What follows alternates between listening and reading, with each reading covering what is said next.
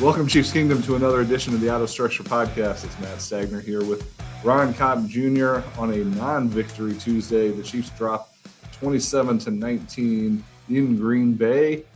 Taylor Swift in attendance did not save this one. Ron, what are your initial thoughts on the game? Yeah, Trav's got to give her some brownie points herself for making it to Lambeau Field when it's snowing to come watch a football game. That's a real one. That's a keeper, Trav, I would say. But 8-4 now. Chiefs drop.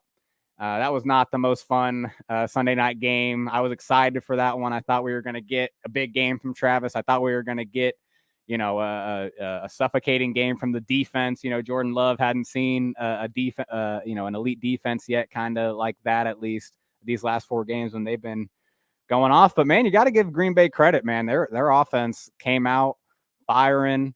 Obviously they were aided by, new linebacker Drew Tranquill going out early with the concussion. Hope he's doing well. But man, yeah, that was really the theme of the game is once that happened, Sags, I mean, that offense just kept rolling, kept grinding, kept marching up and down the field.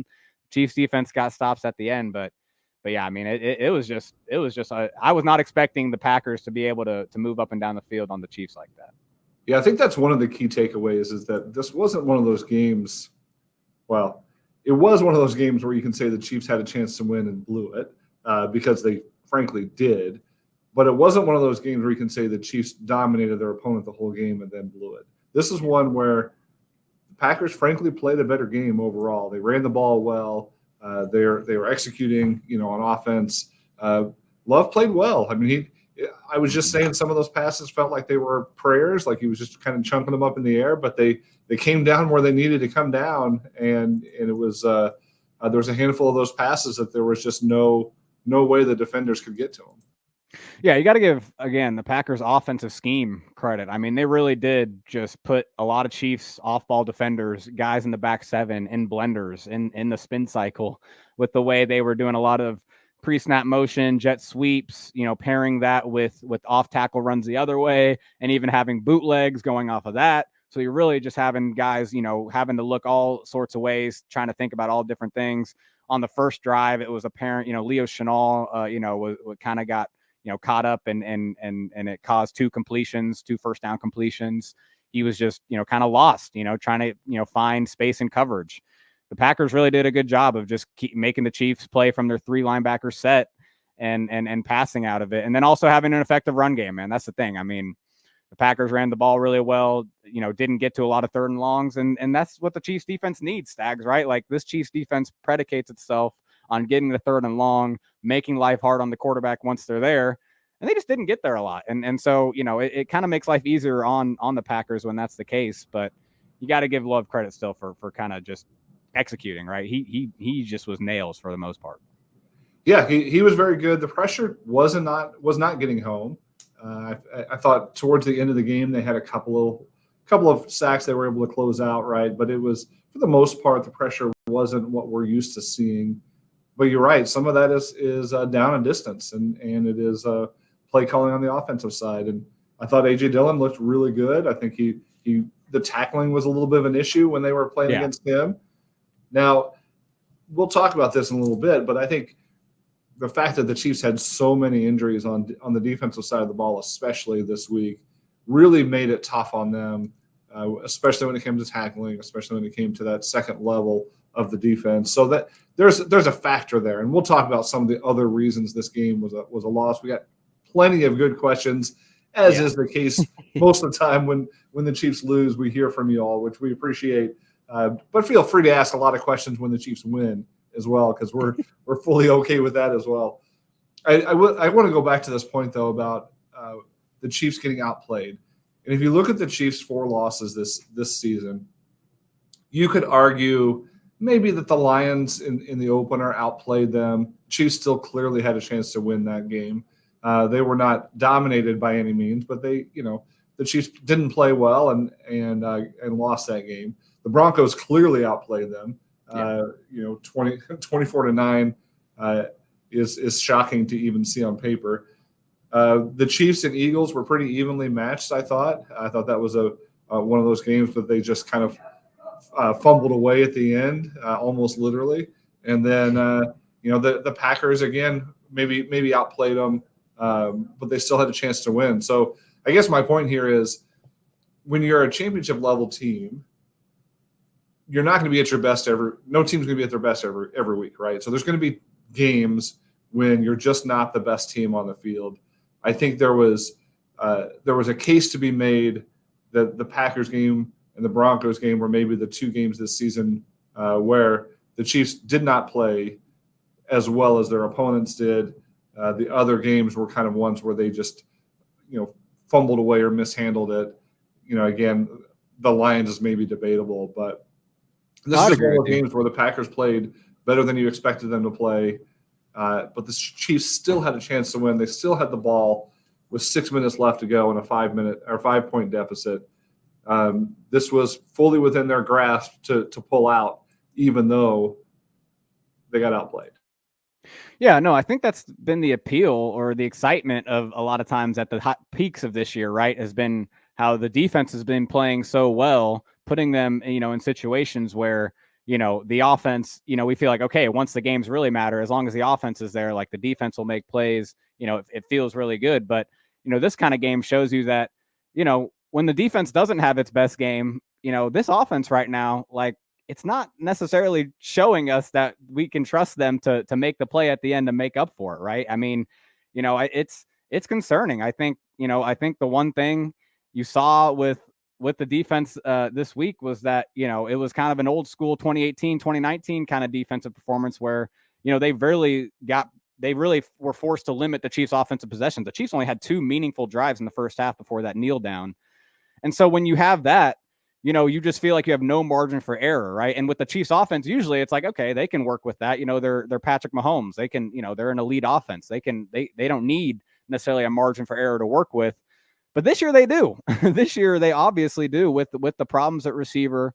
We saw Donovan Smith get hurt. That's a rookie left tackle in there. We'll talk about Wanya Morris, who I did think filled in well, but I do think that's just something with this team this year is that, this offense right now is playing where they need to kind of they need to lean on the defense a little bit. And if the defense, gets hurt with Drew Tranquil out, forcing a third string middle linebacker to come in and play, and Jack Cochran, who I think filled in admirably, but obviously is gonna give up some plays. I highlighted some of his negative plays and important moments on Twitter. And also, you had Brian Cook go out. That's a guy who's playing a lot of good snaps for you this year, a lot of important snaps for you this year at the free safety position. There was a lot of guys going in and out of the lineup, a lot of guys, staying down in the field afterwards. So, this defense has been playing well all year, Stags, but you can't expect them to be healthy the entire season. And that's where the Chiefs offense does need to pick them up in games where they do experience, injuries like this. And the offense wasn't able to, maybe like they have in years past. And that is definitely a point of concern that I feel like the Chiefs don't have as much margin for error. And I think this game was a perfect example of it. Yeah, margin for error is a good way to put it because these are going to be closer games this season. It's going to be, a couple of mistakes here and there could lose the game. A couple of big plays, going the right way could win this game. As I was watching this game, I thought, first team to turn the ball over is going to lose this game. Right. Yeah. Because honestly, the pace of the game, it was long drives. There was, the Chiefs had 2 drives in the first half. The Packers had 3. This was a very drawn out, game where both teams ran the ball well. I mean, if you want to look at the positives, again, Isaiah Pacheco was phenomenal, just dragging piles, avoiding injuries somehow when he just gets mangled and continuing to just be that energy giver, that spark plug for this offense. They were balanced. They ran the ball really well. There weren't a lot of bad drops or anything like that, but they turned the ball over. And they turned the ball over largely because there was a couple of really dumb mistakes by the receivers, it looked like, when it comes to running routes, stopping on a route or running the wrong direction. That miscommunication or that missed route running really hurt the passing game, and it just helped them. They had a chance to win. All they had to do was execute a little bit better in the passing game, and they weren't able to do it. Yeah, no, the Chiefs offense really was just marching up and down the field on the first 4 drives, until the 20-yard line. The first 4 drives, they were pretty much unstoppable between the 20s. But, Stags, you set me up. So we might as well get into it now, the party pooper segment, because, again, folks, I am bringing this party pooper segment weekly as just a long-term, big picture part of this team that I feel like is going to end up, costing them at the end, or could end up costing them. They need to overcome it at the end. And you're right, it's a downfield passing game again. It continues to be the downfield passing game. It wasn't just, obviously, the DPI at the end. Hey, that was defensive pass interference on MVS at the end, right? Yeah. Like, that should have been called. I think we can all agree on that. You had the refs in your losers column. We can talk about that in a second. But here's the thing. The Chiefs only completed 1 pass of 20 or more yards downfield again, and that wasn't the only opportunity they had to complete a pass 20 or more yards downfield. On the opening drive, there was a play where single high safety, Chiefs attack it with 2 vertical routes going to one side. So the safety has to pick one or the other, turns with Watson, MVS goes on a post, has all the room in the world for a touchdown. Mahomes just doesn't sit in the pocket and read it. It's something that in the opening script, you would imagine he knows he has to read this out and see, like, okay, like, is this going to be open or not? It came open, but he didn't want to trust MVS. So in my opinion, that's an example of the over time, the wear and tear of MVS just not being in the right spot, not catching these passes, just mentally impacting Mahomes, right? It's affecting his anticipation, his confidence. And then we get to the second half when the team really does need a score. They've gone off 4 straight scoring drives. They go 3 and out here. And on the second down play of that 3 and out, MVS goes vertical against one high. Mahomes throws for him downfield, but MVS is angling straight for the post safety. He's angling straight for the safety in the middle of the field instead of bending back out and fading back towards the sideline where Mahomes throws it. And that's why it's an incompletion. And it's the exact same reason Justin Watson had the incompletion on 3rd down against the Eagles 2 weeks ago. It's the exact same thing. The receivers not adjusting their route to the safety shell, to the one high look, and running away from the safeties. This one was more egregious than Watson's because MVS, if you look at the angle, he is running straight at the post safety. If Mahomes would have thrown it where MVS was angling, MVS might be in the hospital because it was just that it was that much like he was direct line to the safety. And so that was, another big part of this game. Obviously ends up in a punt on that drive. And then we saw the interception with Sky. To me, and Stags, I know you want to talk about this play, and we'll get into this.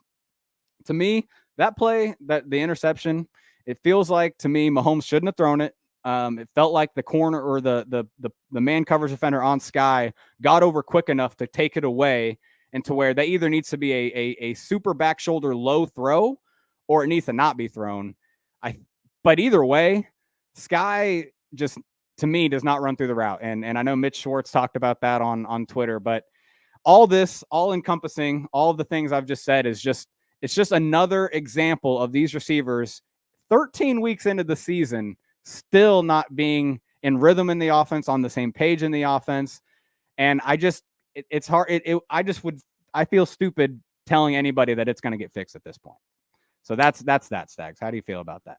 Yeah, I had a Packers fan here recently tell me that that's just the MVS experience, and that's what you get. It's a roller coaster at best, but it is frustrating to see, and there's not a lot of hope that MVS is going to get better. He's a low percentage player. It's a risky proposition to target him deep, and it's just mind-blowing to me.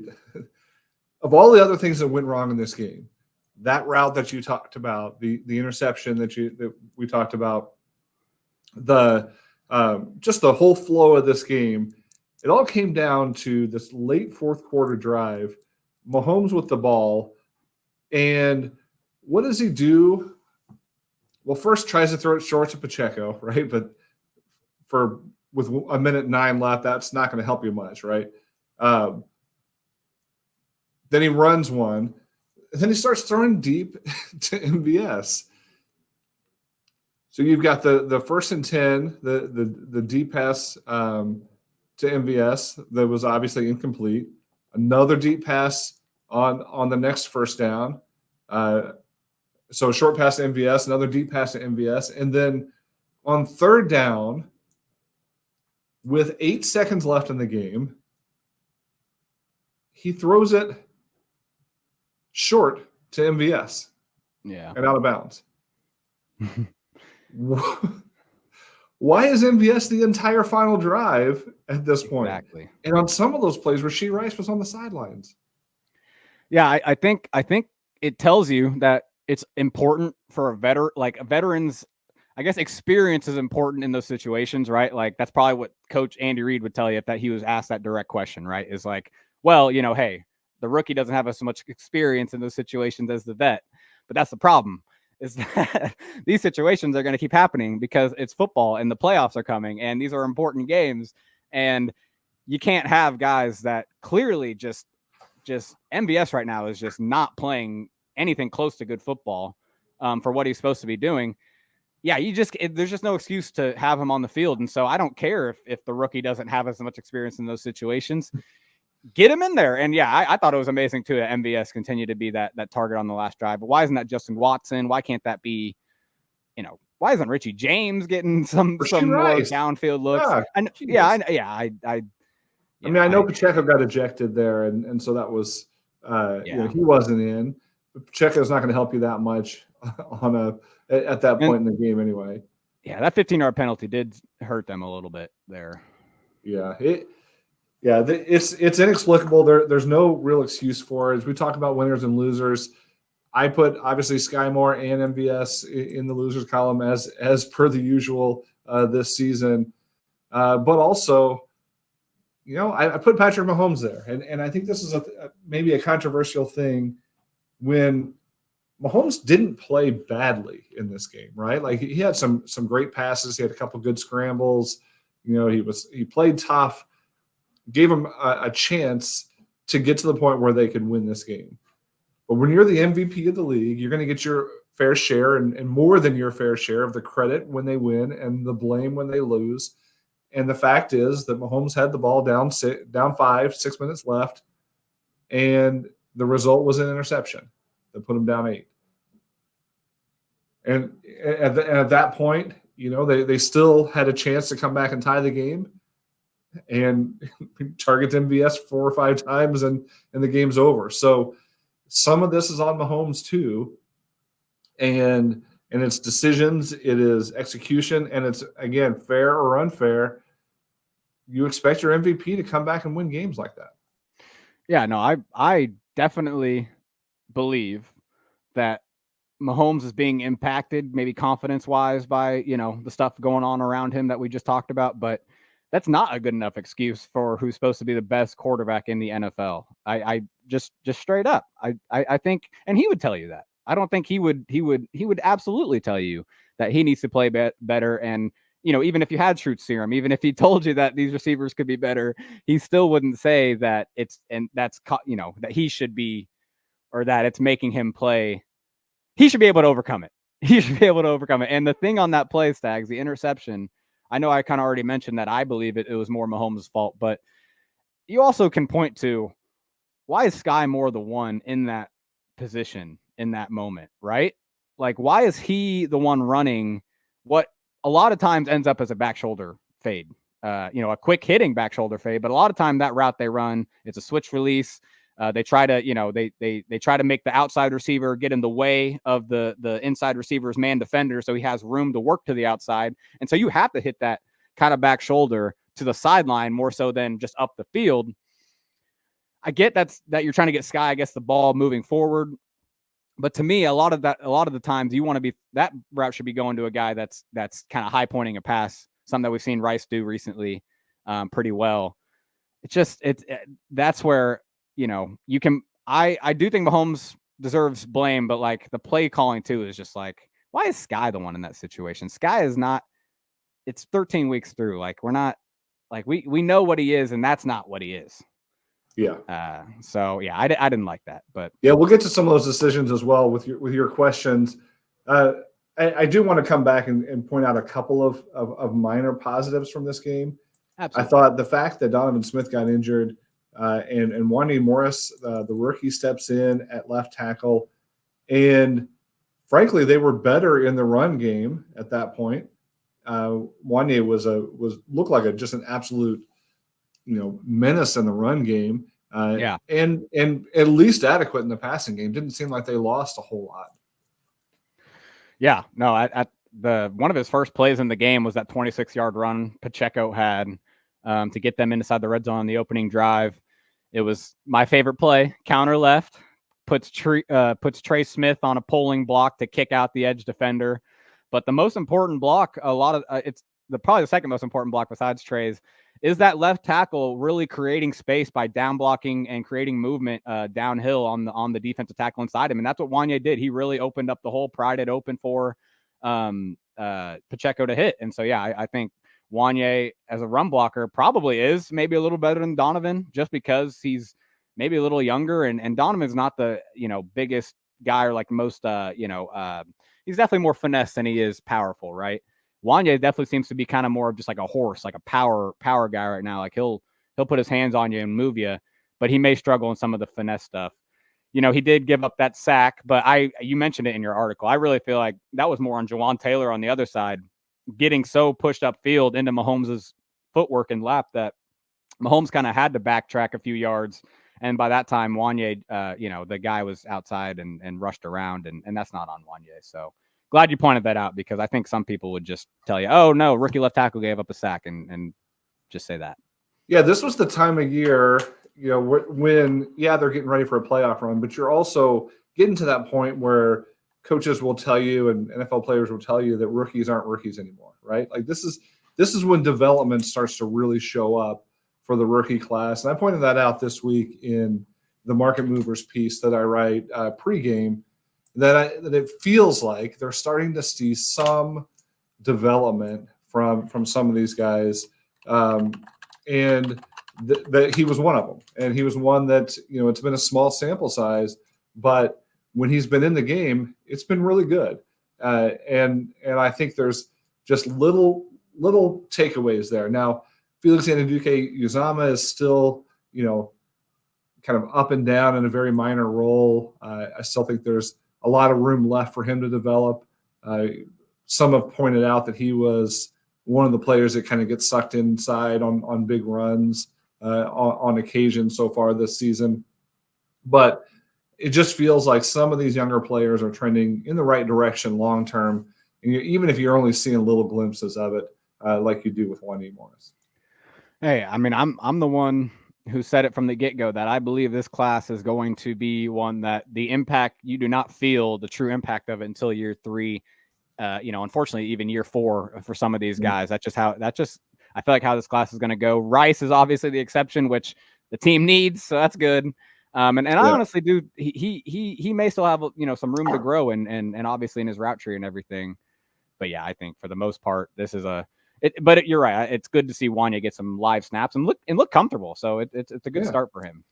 And I thought Rice did a nice job following up what many would call his breakout performance last week.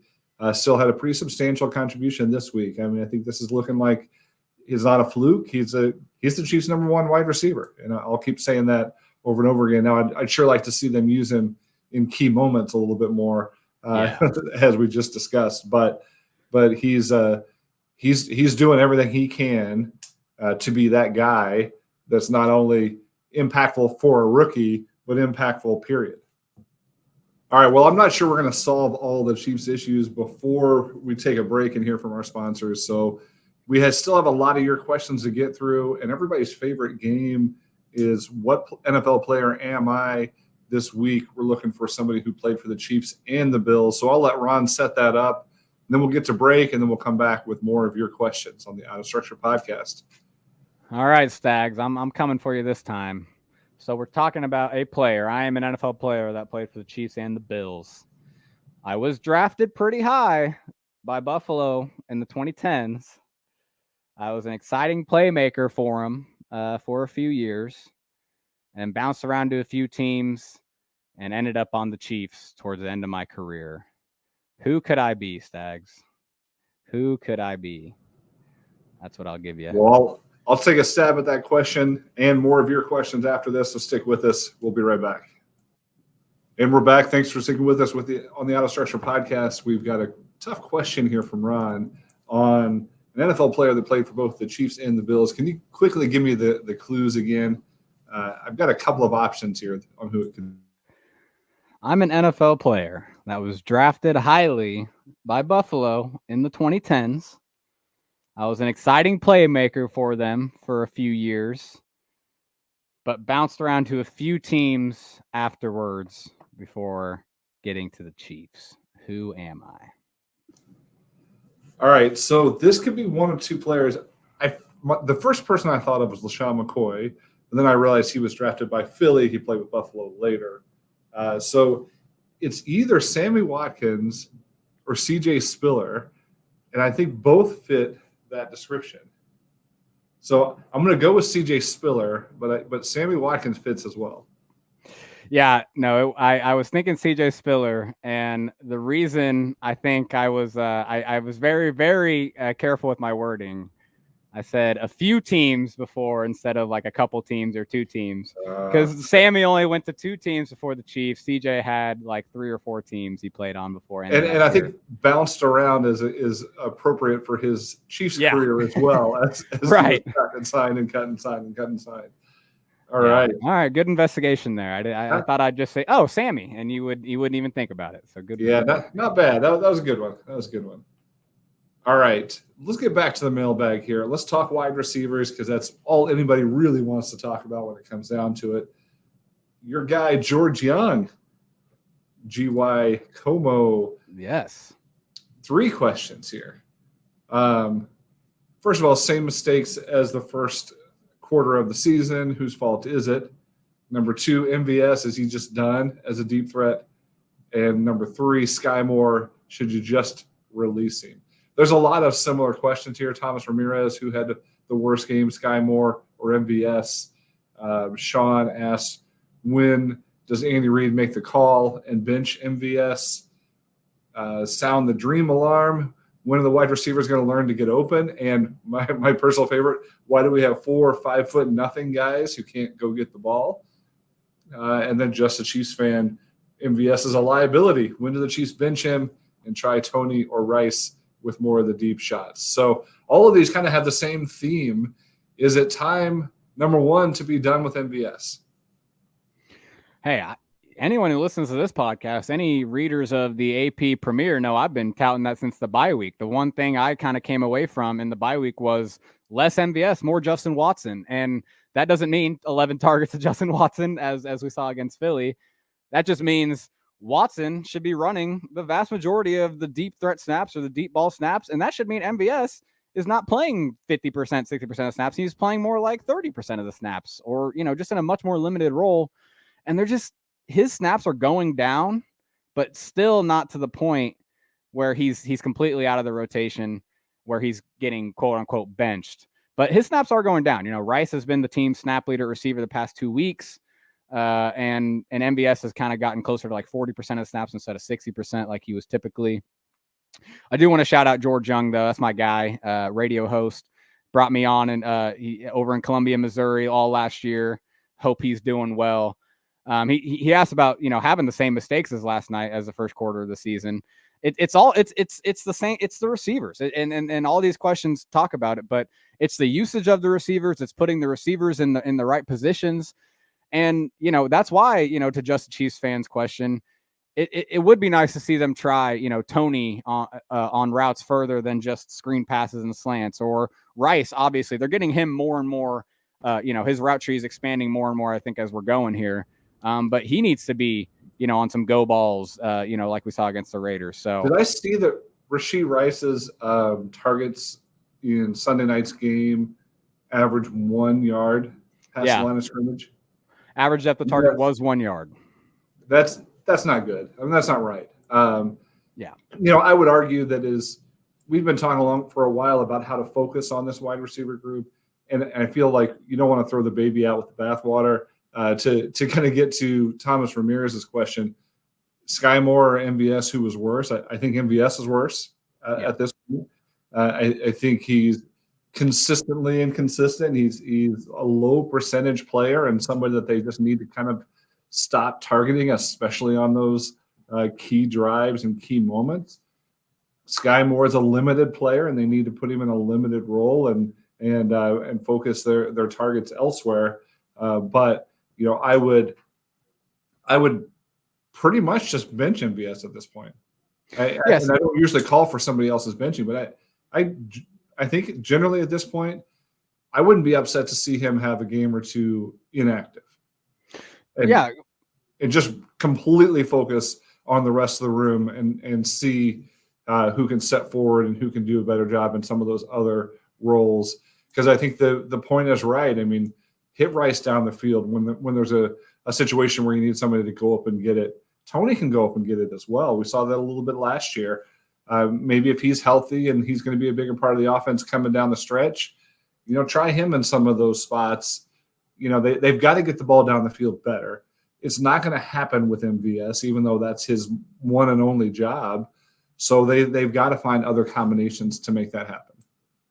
Yeah, no, I think I agree with you that Sky Moore, MVS, between the two, like MVS is having a bigger negative impact on the game because they're both MVS's limited role is naturally limited as a deep threat, right? There's only so much you can do. There's going to be not, a ton of opportunities every time, but he is being incredibly inefficient in his limited opportunities.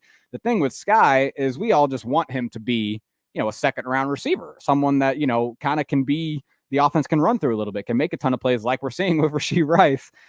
Unfortunately, he's not that, but at least with Sky, he's a strong blocker. So when you put him in the slot, he is blocking really well. He had another great block that popped the run in the Green Bay game. He is someone that has reliable hands. He has big hands. He catches passes once they're there to him. What he does after the pass or once he does how he gets to the route, I don't want to get into that, but it's all that to say is like you can keep Sky in the offense in a limited capacity. He's not making as much of a negative impact, but MVS, the limited impact he can make, he's not making. So it's like he's making no impact, and that's what's really making it an even worse impact. Yeah, just give Sky slants and screen passes only and let him block otherwise. Something like that. Make it that basic, that limited, really, really, really simple stuff, and let him eat up some snaps as a blocker like MVS does today. And then focus with Rashee Rice and Kadarius Toney down the field, assuming Kadarius Toney's on the field. Those can be your guys. Richie James, I think, shows a little bit when it comes to. I think he had one catch this week for 12 yards, but he broke tackles. He's making something happen. If you need somebody else on that short intermediate stuff or those little outbreaking routes, he might be somebody that can help a little bit there. I still don't know exactly the right combination. But again, I don't want to throw the whole wide receiver group out at this point. I do want to throw MVS out and then move on from there. Yeah, and that's the thing too. MVS is someone that is like we've seen his whole career, and it just seems like he is declining as a player. Like I know he was inconsistent in Green Bay, but he earned this contract for a reason. It's not like he's hitting free agency this next point and earning any sort of deal. He may not even be on an NFL roster the next time he's a free agent, just because of how ineffective he's been. So I think Sky definitely, I agree with you that like Sky just needs to be in a limited role, but MVS, it'd be better if he's just out of the rotation. All right. I've had enough talk about wide receivers for one day. Let's talk about something uplifting, like how the defense struggled and all the different players that got injured on defense. Thomas Ramirez, which is worse, the injuries or knowing that the game slipped away, even with all the things that happened in that game? Just like Omega Cobb pointed out, the defense didn't play great with a lot of injuries. And there's a cause and effect there, obviously. But are you concerned, are you concerned about the defense after this game? And are the injuries on defense the worst outcome of this game, even worse than them losing a game they could have won? Right. Yeah. No, I do think it's more just the injuries to be concerned about from this game, not much like the actual play of the defense. I was a little concerned that the run defense would show some weaknesses down the stretch, right? Since Bolton's out, I've talked about that since before the Dolphins game, before the Eagles game, and for the most part, they did a really good job of plugging that hole with Drew Tranquill. He has played well. You kind of saw some of the weaknesses in the Raiders game, and then this was just a really bad matchup to be down to your third string middle linebacker. It really was. I mean, they were such a strong run team. AJ Dillon's such a hard player to tackle 1v1. You really need to bring everybody there and he's going to always finish forward. Not to mention, I just feel like, the defensive line didn't play its greatest, up front, but, Ameni, who went down hurt, at one point, he came back in the game. Overall, I think the injuries were really the main thing. It just kind of made the game plan easier for the Packers. And then since the run game was working so well, the pass game was working off of that. So I really think the injuries just kind of set up the Packers to be able to execute their game plan. So Jake Wilson's next question, I'm skipping ahead here, but do you think a healthy or available Nick Bolton would have been the difference in this game? It could have been. I don't want to say it would have been, but it definitely could have been, because the Packers were still taking advantage of the Chiefs linebackers in play action passes, kind of throwing over the middle, which, Bolton, does have an interception this year in doing that, right, dropping back into coverage and making a play. But, it's still not his strength. It's still something, that Tranquill is better at, and maybe would have helped if he would have been healthy the whole game. But at the same time, I do think that we would have gotten to more 3rd and longs. The Packers would have played from behind the sticks more often if Bolton was in the game, just because he's due for, or, on 1st and 10, he's going to fly in and get a stop every once in a while. And the Chiefs were not getting any sort of first down stops for the most part. Yeah, I think that's reasonable. Jake Wilson also asked, true or false, the NFL pendulum is swinging back towards defense and inside rushing as the foundations of dominance. I like the way he worded that. It seems like there's a little bit of a swing back towards at least defense this year. I don't know if inside running is necessarily totally back in vogue in the entire NFL this season, but it sure seems to work well for the Chiefs when they actually do it. Well, it's not that that's what's becoming the like the thing that everyone's doing. It's more so that, just like at any point in the NFL, when everyone's doing one thing as an elite team to get good, like as an elite team, you have to find that kind of zag, right, to everyone's zig that kind of makes you better than the rest of the elite tier.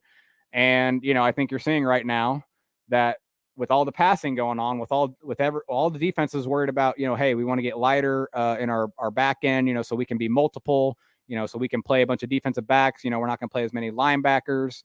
We're gonna obviously throw the heck out of the ball. Not worry about running as much. You're seeing that the Chiefs are kind of built to have a defense that can counteract some of that, some of the passing, and that's the thing. Like, with the defense, with NFL defenses kind of being lighter, more attention to pass defense, like it does make them softer up the middle, against the run. And especially, which I think the Chiefs have been doing a good job of this lately, is if the Chiefs run from pass personnel instead of the 2-3 tight end sets, the Chiefs are actually running from like 11 personnel, where it's just 3 receivers in the tight end, spread the formation out. All of a sudden you have more room to work with inside. And so I think there's some truth to the fact that to win right now, while everyone else is so focused on being good in the pass game and kind of, just having the effective weapons on offense, to zag, you do need to be stout on defense and maybe be able to, run against all these defenses that are focused on passing. But I still think it's more of it's like the Patriots when they were still, running, like traditional 80s, football, power run football, I formation football, in 2014 when they won the Super Bowl. It's kind of like that. Like, it's not like everyone was doing that, but it is something that a team like the Chiefs can do to kind of zag from the rest of the group and be the difference in winning the Super Bowl this year. And I think they should, given the fact that they're having a little bit of trouble getting the ball down the field, that they're having some trouble with the receivers.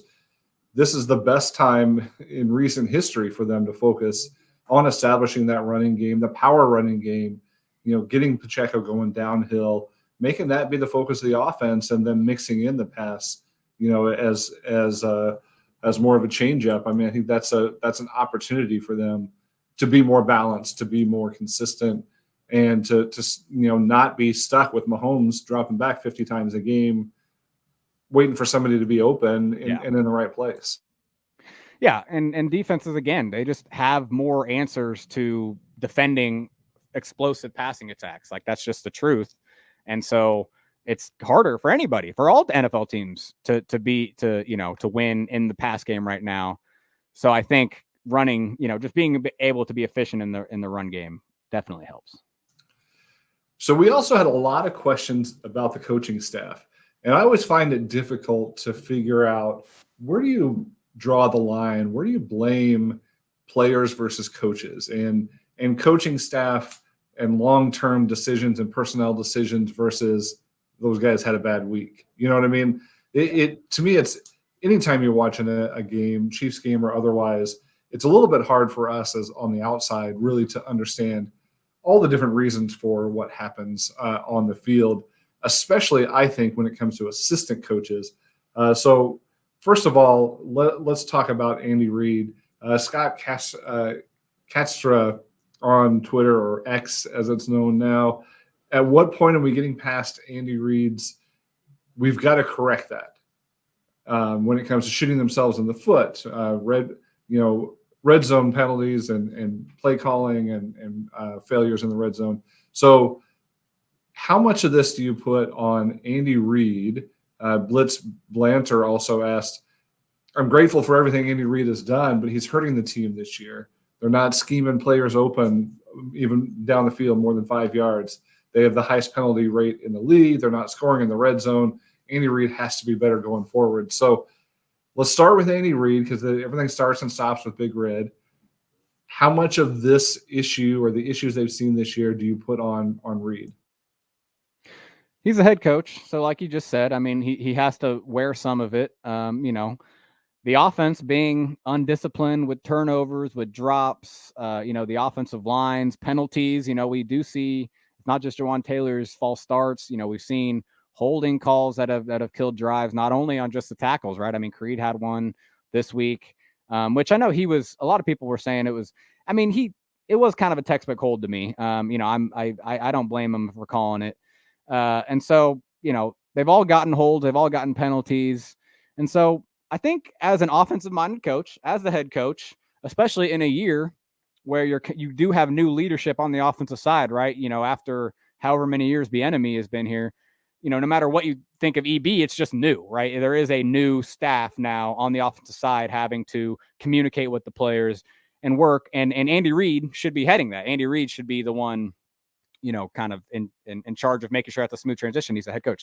All that to say, yeah, I think he can wear some of the blame, but like my thing is, like, players need to execute, and he is a player's coach. He puts them in positions to execute. The players need themselves to just play more disciplined. You can put that on Andy. And I know we have some other questions too about the other offensive coaches, but I just feel like as a player's coach, Andy puts a lot of freedom to his players, and the players have to back that up by backing it up themselves by playing well. So, yeah, I mean, I do put some of it on the head coach when it comes to penalties and discipline.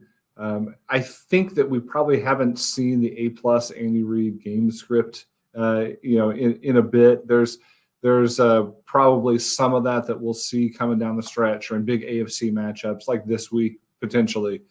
But overall, to me, the head coach is responsible for the discipline of the team as a whole. Like, are they a disciplined team? Do they look like a well-coached team? To the dude's question here, Chris Collinsworth said the offense looked unprofessional. To me, that's an Andy Reid issue. If they're not looking like a put together professional team, that falls on the head coach.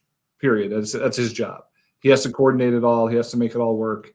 And he's responsible for putting a good product on the field ultimately.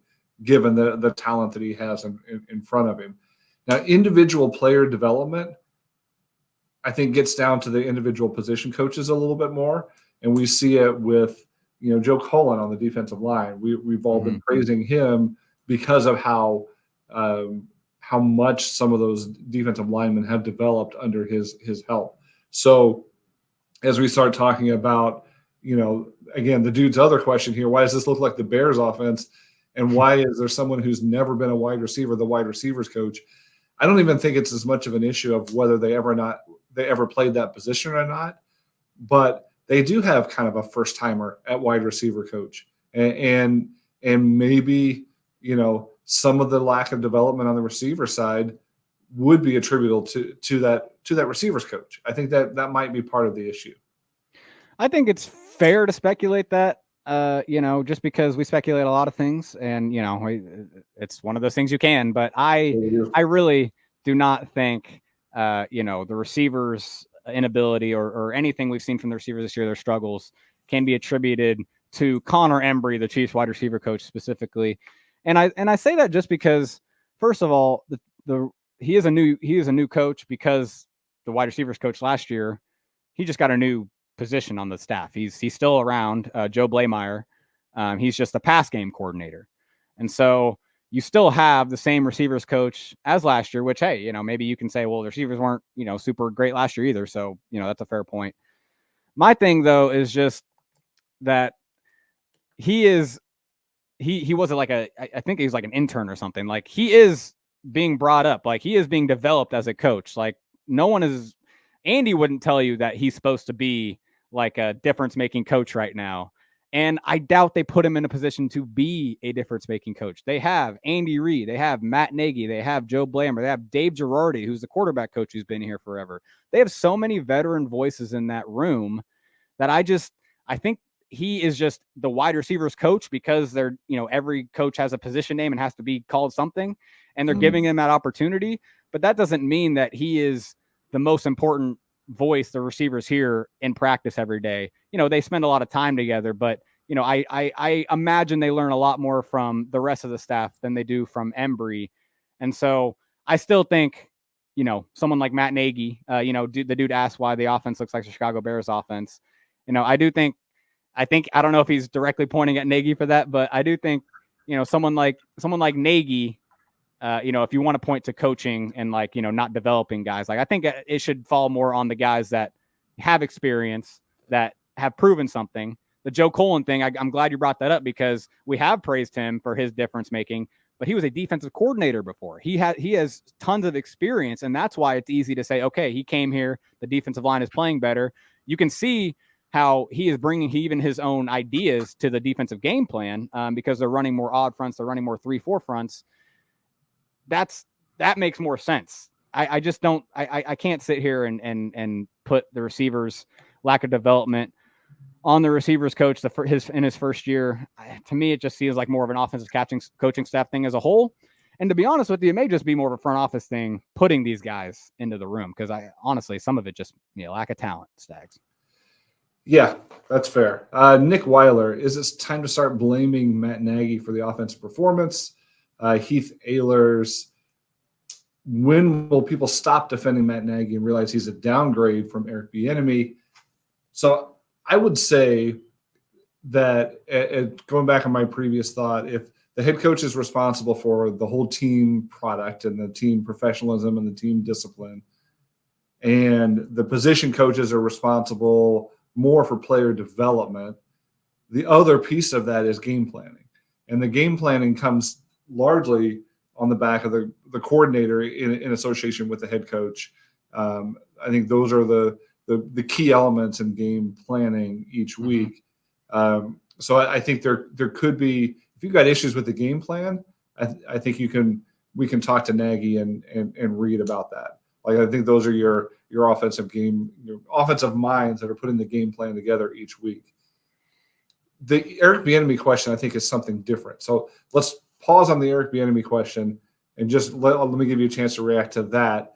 Do you agree that Nagy and Andy Reid together should be blamed for schematic and game planning type issues?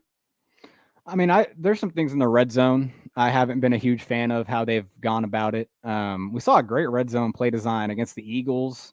It was actually the play that Mahomes threw the interception on, but it was a really creative play design. It created Justin Watson to get open. In this game, though, particularly, if you watch the red zone drives that they stalled on in the first half, it just felt like, I mean, the first one, it just, there wasn't anybody open. It just didn't feel like the routes were really putting away in a creative enough way. And then the third and goal, it just felt like it was Kelsey get open, and then no one else was really in a position to try to make a big play. To me, and I will say he missed Rice on a touchdown on the second red zone. Mahomes did. So that's, that was a good play call actually on that one. So overall, I think it's pretty nitpicky on my part as someone that watches the All-22 and really tries to find what's going on wrong. Like, it is pretty nitpicky on me to find some of those play calling things. I think for the most part, it really is just execution. But I just think the red zone still could be. I mean, it could still be a little better. But yeah, that's fair. I mean, I think the Chiefs really like Matt Nagy. I think he's somebody who very well could be a future head coach. We've thrown that out there. Other podcasts and professionals have thrown that out there. I think he's somebody who's definitely has a future in this league and is well thought of. But his approach to the game is different than what we saw with Eric Bieniemy. And if there was one piece that I think there's a valid argument that the Chiefs might be missing, maybe the enforcer on the coaching staff, the accountability expert, somebody who is really there, to light a fire when a fire needs to be lit, or to hold people accountable when they're making mistakes. I think Eric Bieniemy was great at that and is great at that. As we were recording here, I noticed that there was a rumor out that he's being considered for the Bears head coaching job coming up. I mean, I think he's he's definitely proven his worth in Washington. I think they're not where they need to be, but they've made progress under his guidance. And I think he is somebody that maybe could have helped in some of the execution related issues. Hey, I really do think it's easy to forget about the human element of football, of professional football, I should say, of the NFL. But just think about it, man. When you were coached as a player or kid, like, sometimes you just needed someone to really get in you and really get the message across to you verbally, even if that was through louder words or maybe through some choice words. But at the same time, like, I think someone like Mahomes, a competitive prick, as Bieniemy was the one who said that. I think sometimes he could use some of that, fire from a coach. And I said it over and over on this podcast, but I just feel like Nagy might be more of a oh, good job, Mahomes, like a cheerleader than he is like holding him accountable. And I that's me completely speculating, and I it's probably unfair of me on Nagy's part. But hey, that's what I'm going to say. That's reasonable. The other thing we were looking at just before this podcast, and partially because of Blitz Blanter's question about the highest penalty rate in the league. If you look at the actual total penalties that this team has been charged with this year, they're right in the middle of the pack for the most part, which is probably surprising because it feels like they've had a lot, and maybe they're just kind of been particularly costly ones this year. Last year, 2022, the Chiefs also, in terms of number of penalties charged, right in the middle of the pack. But what's interesting to me is you go back a couple more years, in the heart of the Eric Bieniemy era in Kansas City, the accountability guy, in 2021, they were, sixth in the league, sixth most penalties in the league. In 2020, they had the most penalties called against them in the league. That was also true in 2018, where they had the most penalties called against them in the league. In 2019, they were seventh, I think, overall. Sixth or seventh overall. Anyway, so they were near the top or at the top of the league in most penalties called against them through the bulk of the Patrick Mahomes era. I don't know that this team all of a sudden, because EB's gone, is somehow taking more penalties, because it sure doesn't look like it based on the numbers.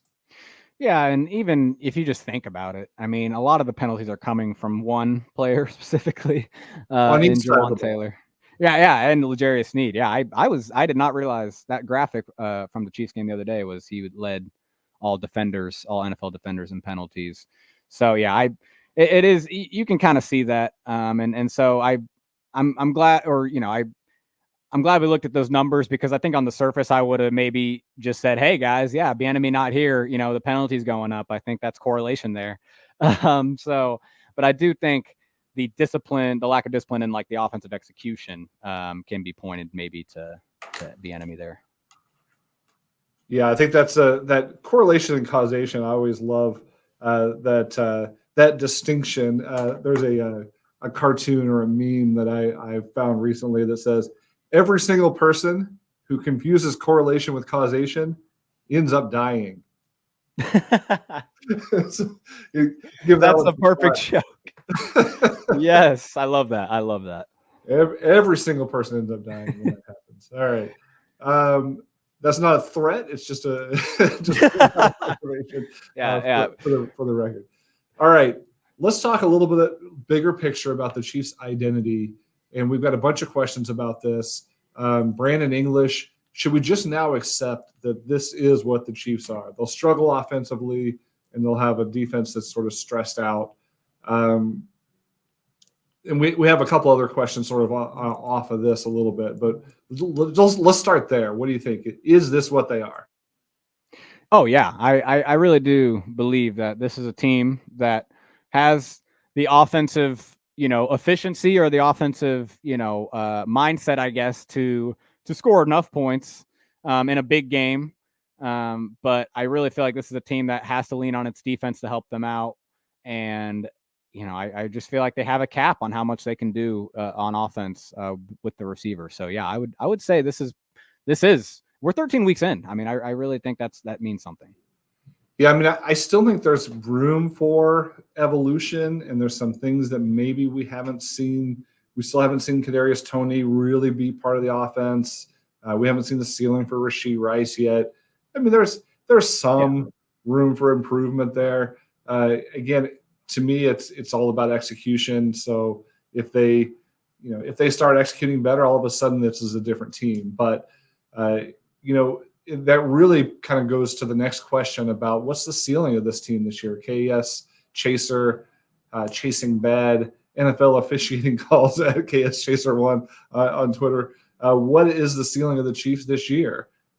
He says, or they say, loss in the divisional round is the ceiling, meaning the best you can expect this team to do is to lose their first or second game, depending on how the rankings go. Kyle Seitz, what's the realistic expectation for this team going into the playoffs? I don't see this team winning a ring, says Kyle Seitz at Aim Down Sights on Twitter, if you want to get back at Kyle and let him know what you're thinking there. But is that are these guys right? Is this a limited team that we shouldn't expect that much from in the playoff? So I don't think it's fair to say that the ceiling of this team is an early playoff loss, because the ceiling of this team, still involves Patrick Mahomes going scorched earth, having one of the best head coaches in NFL history, having one of the best defensive play callers in the NFL right now, having one of the best defensive linemen, one of the best tight ends, all that. I will say, though, I do think the ceiling, I just want to stand on business. I'm standing my ground. I think the ceiling of this team is losing in the Super Bowl. I can't sit here and say that I think this team, I've had too many thoughts about it. I've thought too hard about this, and I'm not going to lie to the people. That's how I feel. But Kyle asked, what's the realistic expectation for this team going into the playoffs? I think the expectation should always be to win the Super Bowl. Mm-hmm. And I know he's saying realistic. And so, I am expecting them not to win the Super Bowl, but that doesn't mean when they, the team should be expected to, and anything short of that is a failure. And that's why it's, that's why we're, so invested, or, we're looking at this team so hard. And it's because this team has the expectation to win the Super Bowl every single year. So any little weakness, any little soft spot that prevents them from doing that, is something that needs to be talked about. So, but yeah, I just to say is, I think anyone should still expect them, especially with the AFC still kind of shaky. I think everyone should still expect them to win the ring. I'm just here to tell you that I don't, the ceiling is capped at, I think, getting all the way to the big game and facing one of the Niners, Eagles, or Cowboys there. So that's kind of where I was about to go. Is I think with the way the AFC is this year, the floor should still be the AFC Championship game. Like that's, I'd agree with that. To me, the expectation is AFC Championship game, whether it's at Arrowhead again this year or not. The floor to me, anything short of that, and it's an appalling failure of a season, and that feels crazy to say after being a Chiefs my entire life, but it is what it is. Now the ceiling is still winning a Super Bowl. When this team with Patrick Mahomes, Andy Reid, Travis Kelce, and arguably the best defense they've had in years, which I think is still true, even if they struggled a little bit this week. The ceiling of this team is Super Bowl champion, period. Can we expect that? Am I going to go out and take out a second mortgage and put money on that? No. I mean, I won't be surprised if they don't make the Super Bowl, but I will be disappointed because I still think that is the ceiling and the hope. So, okay. So we're kind of flipped on that because I guess I'm saying, and you're probably right. I mean, we shouldn't expect, the Super Bowl maybe, but because, I'm saying that I'm, a little, not as confident in them right now, but yeah, I just feel like the expectations, for everybody involved, even if they were like the last team to get in wild card, like this team is still the defending Super Bowl champs. And so, yeah, and the team would say that, but obviously the team will say that anytime. So yeah, no, especially one half knows the other. I mean, it's really like, it's hard to parse words and say that the expectation versus the hope versus the ceiling versus the floor, it's all splitting hairs on the team like this. I do want to get a little bit though to Tim Niker's question. This is a really interesting poll statistically. I didn't fact check this, but I'm trusting you, Tim. 2023 offense so far, they've had 21 drives in the fourth quarter, either down, tied, or up by one score. In those 21 drives, they've scored one touchdown, 2 field goals. Of course, had 2 of those where they were able to kneel and get the victory. But of the 21 times, they punted 10 times, 4 times 3 and out. They had 4 turnovers on downs and 2 interceptions. First of all, nice job with the deep dive on stats here, Tim. Yes. That is shocking, and that is disappointing, and that is a big part of why this team has 4 losses and not just 1, because they've had a chance to win, as we talked about before, at least 3 of those games late in the game, whether they deserved to or not. They had a chance to, and they didn't get it done in the fourth quarter. And that's very clear. So let's start there. Observations on the fourth quarter, and then we'll get to the second half of Tim's question, which I think is another one about hope. I mean, it all comes back to the same thing, guys. It really does. This team, in those crucial moments, in those 2-minute drills, those 4-minute drills, when they need to win a drive, but the defense knows that they're not just going to run the ball, or they're not just going to be vanilla. They're just, they're going to be throwing the ball, dropping back. These receivers and the quarterback are just not consistently playing on the same page enough to get a lot of this done. I mean, I feel like that is what it is a lot of the time. And we're all seeing it. I mean, the MVS drop against Philly happened in this situation. There was I think that Miami play, well, that probably wasn't in the situation, but all that to say, I just think it all really does come down to the pass offense just not being as clean as it has in the past. And I think the only thing we can really point to right now, and I think we've all kind of embraced it by now, is just that these receivers are not playing well, and it's impacting, Mahomes' confidence. But it's not just his confidence, because I think even in these moments, he's going to be confident no matter what.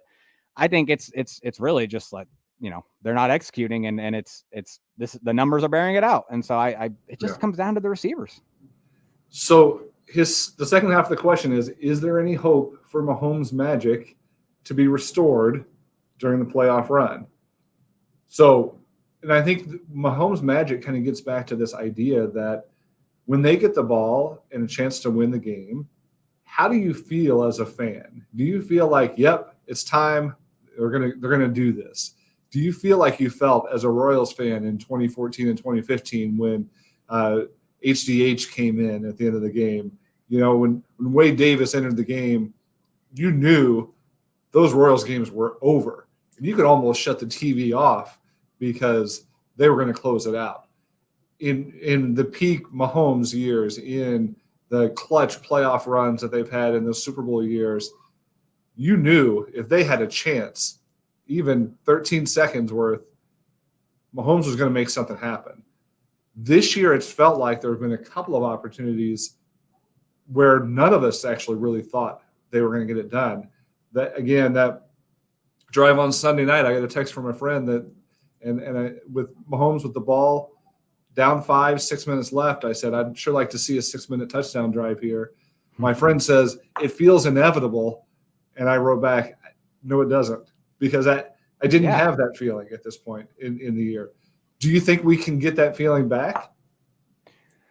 And no, I really feel like that's my whole point with this, with me being a party pooper, with me, consistently talking about the downfield throwing, not working out. Hey, in those 2 4-minute drills, you're going to have to make a downfield throw. And this team is just so off chemistry, or just not getting those done, just not playing well in those kind of plays. I'm not going to sit here and tell you it's just going to magically turn around. If it was week 5 or so, I think it's okay to be patient. It's okay to continue to work it out. And we were, I think a lot of us were patient. We're saying, okay, it's going to get better. It's going to get better. That's my whole point, guys, is I think you're lying to yourself if you do, just like your friend. I think he was lying to himself. I think we were so used to the Chiefs being like that. But if you isolate how the team has played this season and how they're going, there's no more additions you can make to the team. This is the team that's going to be going into the postseason. You're lying to yourself if you feel confidence in the Mahomes magic at the end of the game. And it's not because of him necessarily. It is a little bit, though. Yeah, a little bit. I mean, of course, like we talked about, you expect him to make plays. You expect him to get the job done. He is the MVP until further notice. And when it's the most valuable player on the field and he has an opportunity to win, you expect him to find a way. So I still think that could come back. Just think about it, though. The sky drop on 4th down against Denver in that game they lost. The MVS drop against the Eagles. It's just stuff like that Mahomes needs to overcome it, but like you can only overcome it with 4 downs so much, and then Justin Watson, even the MVS pass interference, right? Right. This week, we've been this close to Mahomes' magic in every loss so far, except for, again, Denver. That's just kind of that one game a year you can throw out. But yeah, of course it can come back. It's still Mahomes. So with that, let's talk about a chance for it to come back when the Chiefs take on the old nemesis, the Buffalo Bills, this week. It is a Sunday afternoon game. The Bills aren't quite what they have been in previous seasons. I'm curious to get your thoughts on a quick preview of Chiefs versus Bills.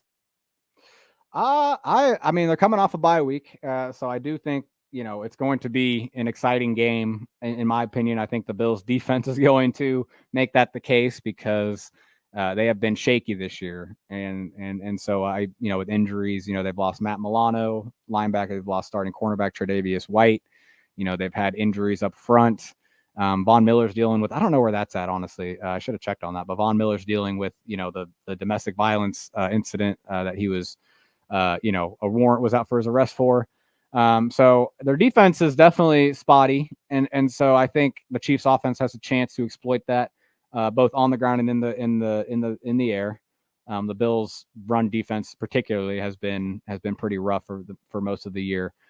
But I will say the Bills offense is still the Bills offense. I think a lot of their, kind of demise or maybe people kind of forgetting about them in the AFC playoff picture because of their record, right? They're like the 10th seed right now. It's because the defense has been so bad and it's helped them lose games, but their offense is still on fire. It can be, I should say. They still have a lot of weapons. James Cook is a running back we haven't actually seen here with the Chiefs as much, the last few times we played the Bills, but he has become a very dynamic playmaker. He's going to be testing the Chiefs linebackers who just had a rough game. He'll be testing them plenty. Stephon Diggs, Gabe Davis, Khalil Shakur, the new slot receiver, has been playing well, has been making plays for him.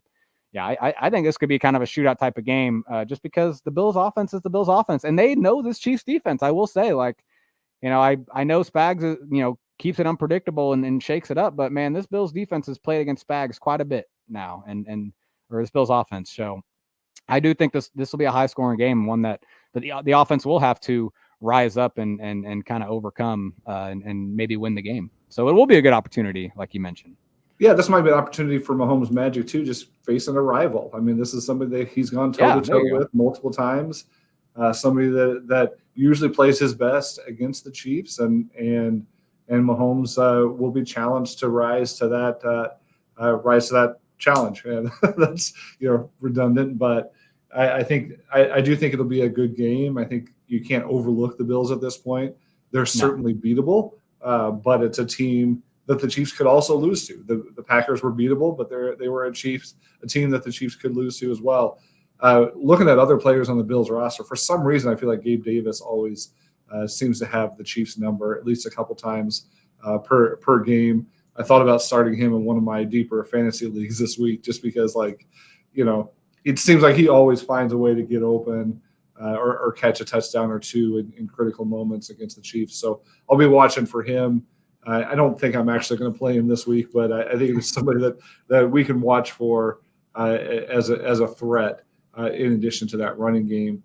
It does feel like their defense is beatable, and it's and you can get Josh Allen on turnovers, and so just like any game, I could close my eyes and you don't even have to tell me who the opponent is, and you can say, what's this game going to come down to? And I'm going to say turnovers. And probably execution on the Chiefs side. My go-to when people ask me about a matchup for the Chiefs, it doesn't so much matter what the other team does. It matters how the Chiefs execute. If the Chiefs play to their ability, they'll win this game. If they don't play to their ability, this is certainly one where they could lose. Yeah, no, I think that's very fair, especially on offense, right? The Chiefs offense just seems like it's either they're going to have a good game or they're going to have a bad game. It's not the defense is going to force them to have a bad game. And so I think that's fair. I will say the biggest thing, maybe for the Chiefs defense will be, how they match up with the Buffalo receivers. L'Jarius Sneed will probably be on Stephon Diggs, right? Because it's that one-on-one cornerback receiver thing. But, that leaves, Gabe Davis on the outside, Khalil Shakur in the slot. So that's going to be a big matchup for like a Joshua Williams or a Jalen Watson on Gabe Davis, because I doubt they leave McDuffie out on him too much, obviously, with the size mismatch. Yeah. McDuffie is a great matchup for Khalil Shakur in the slot. So, yeah, I think your call on Davis might be a good one just in terms of Chiefs fans looking at Jalen Watson and Joshua Williams in a really important spot this week. Absolutely. Well, with that, we want to thank you again for sticking with us, for being here and taking some time out of your day, and for all the great questions this week. Again, nothing brings out the interesting conversation like a Chiefs loss. Hopefully, this is the last interesting conversation we have until training camp. But we'll be right here with you, arrowheadpride.com. Lots of good coverage and content there. Make sure you check out all the podcasts on the network. Like, rate, review. Send us questions via Twitter and via the Gmail inbox, and however you want to send them. It's so much more fun when we can talk about what you want to talk about rather than just listening to Ron and I ramble about what we want to talk about. So, again, for Ron Kopp Jr., Matt Stagner, thank you so much for being here. We'll talk to you next week.